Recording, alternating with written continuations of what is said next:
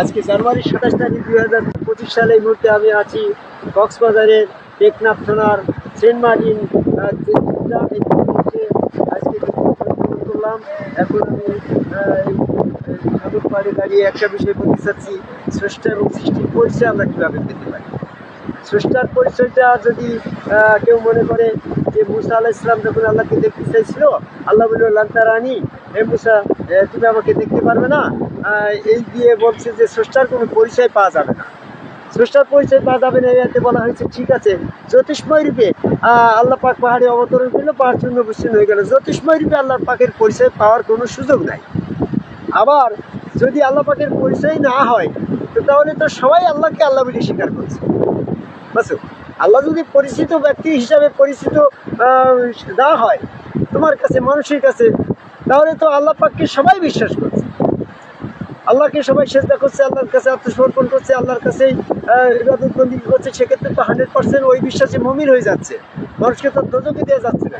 এই জন্য আল্লাহ পাক তার পরিচয় ব্যক্ত করার জন্য, ঈমান পরীক্ষা করার জন্য তার প্রতিনিধি এই মানুষ তৈরি করে মানুষের ভিতরে তার অবস্থানকে নিশ্চিত করে সেখানে যারা মানব সৃষ্টির মাঝে স্রষ্টাকে যারা বিশ্বাস করলো, সেজদা করলো, তারাই হচ্ছে সঠিকভাবে আল্লাহ বিশ্বাসী হইল। তাদেরকে তিনি ঈমান পরীক্ষা করে জান্নাতে দিবে। আর যারা এখানে অস্বীকার করলো, বিশ্বাস করলো না, তাদেরকে কাফের হিসাবে গণ্য হয়ে গেল। যেমন সূরা বাকারা 34 নম্বর আয়াতে ইবলিস কাফের হইল এই সৃষ্টি আদমের ভিতরে স্রষ্টাকে স্বীকার করে না নেওয়ায়। এখানে মানুষ তৈরির ক্ষেত্রে যে কৌশলটা দেওয়া হয়েছে, আমি বলি সৃষ্টির মাঝে স্রষ্টা। যেমন হাতির ভিতরে আছে, হাতি আছে, আল্লাহ আছে। হাতিটা সৃষ্টি, ওর ভিতরে স্রষ্টা আল্লাহ, কিন্তু হাতির আকৃতি, যেহেতু হাতির আকৃতি ওটা আল্লাহর আকৃতি নয়, ওখানে পরিচয় করতে গেলে ওটা হাতি, ওটা আল্লাহর পরিচয় পাওয়া যাচ্ছে না। এই জন্য মানুষের ভিতরে যদি আকৃতিটা মানুষের দেয় তাহলে আল্লাহর পরিচয় থাকে না, ওটা মানুষই হয়ে যায়।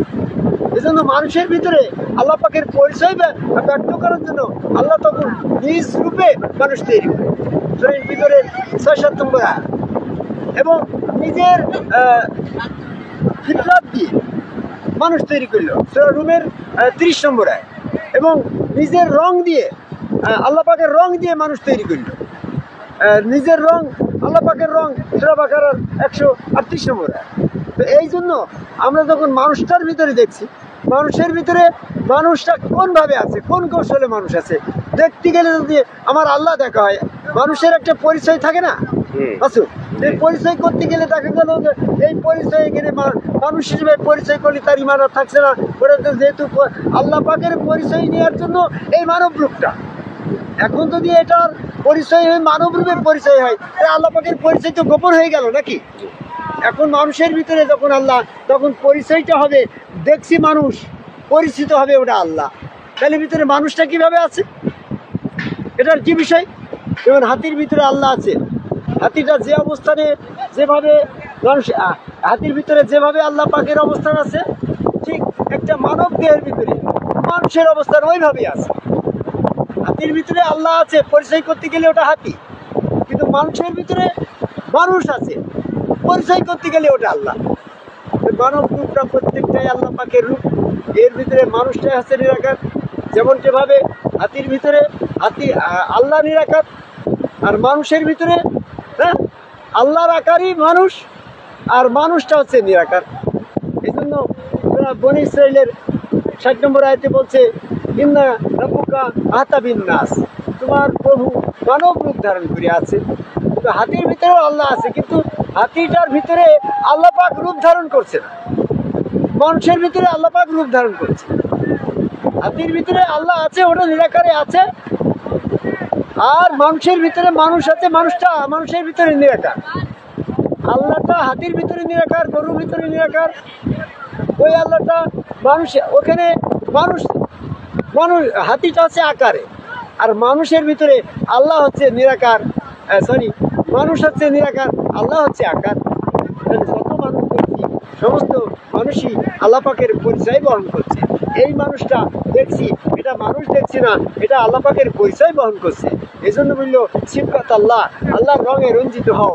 হ্যাঁ, এরকম ভাবে বলো আমরা তো আল্লাহর রঙে রঞ্জিত হয়েছি, অর্থাৎ আল্লাহ পাকের পরিচয় আমরা পরিচিত হয়েছি গো। সূরা রুমের 30 নম্বর আয়াত দেখো, ফিতরাত আল্লাহ পাকের পরিচিত, মানুষের ফিতরত দিয়েছে আল্লাহ পাকের পরিচিত হওয়ার জন্য। আল্লাহ পাকের আকৃতি দেওয়া হয়েছে, অতি উত্তম আকৃতি। সূরা 3-এর 4 নম্বর আয়াত, সূরা ফিতরের 6-7 নম্বর আয়াত। আল্লাহ নিজ সুরতের সমান সমান করে সামঞ্জস্য করে যেমন তেমন আকৃতি দিয়ে মানুষ তৈরি করেছে। যেমন আল্লাহ পাকের পরিচয় ফিতরাত, তেমন ফিতরাত দিয়ে মানুষ তৈরি করা হয়েছে। যেমন আল্লাহ পাকের রং, সেইভাবে রং দিয়ে উত্তম সুন্দর রং দিয়ে মানুষ তৈরি করা হয়েছে। আল্লাহ পাকের সুন্দর রঙের থেকে আর কোন রং আছে নাকি?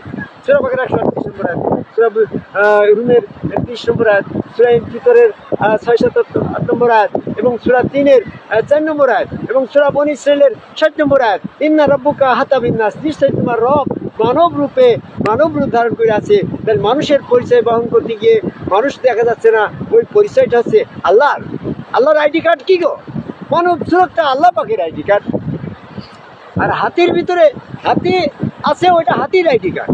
আর মানুষের ভিতরে সুরতটা যেহেতু মানুষের, রংটা যেহেতু মানুষের, ফিতরাত যখন সুরতটা যখন আল্লাহর, রংটা যখন আল্লাহর, ফিতরাত যখন আল্লাহর, গুণ যখন আল্লাহর, আকৃতি যখন আল্লাহর, তখন মানুষ দেখলে ওটা আল্লাহ পাকের পরিচয় বহন করে মানুষের ভিতরে। বুঝতে পারছো কথা? তাহলে মানুষের ভিতরে আল্লাহ পাকের পরিচয় পাওয়ার জন্য যারা কোনো মানব স্রোতে, রসুল স্রোতে আল্লাহ পাকের আহাদ রূপ এটা বিশ্বাস করে নাই, তারা হচ্ছে আল্লাহ অস্বীকারী। আর যারা বিশ্বাস করেছে তারা ওখানে সেজদা দিয়ে মুমিন হয়েছে। আর যারা মানব স্রোতে আল্লাহ বিশ্বাসকারী নয়, তারা আদম কাবায় সেজদাকারী নয়, তারা কাফের। ইবলিস আদম কাবায় সেজদা রেখে যেমন কাফের হয়ে গেছিল। বর্তমানে পৃথিবীর সকল মানুষকে, বর্তমানে বাংলাদেশে জামাত ইসলাম চরমনা, ফুরফুরা, মানিকগঞ্জ, আটপুর সিজার আদম সেজদার বিরোধী করে, অথচ তারা ধর্মের নামে করে। এরা হচ্ছে ইবলিসের অনুসারী কাফের, অনুসারী কাফের।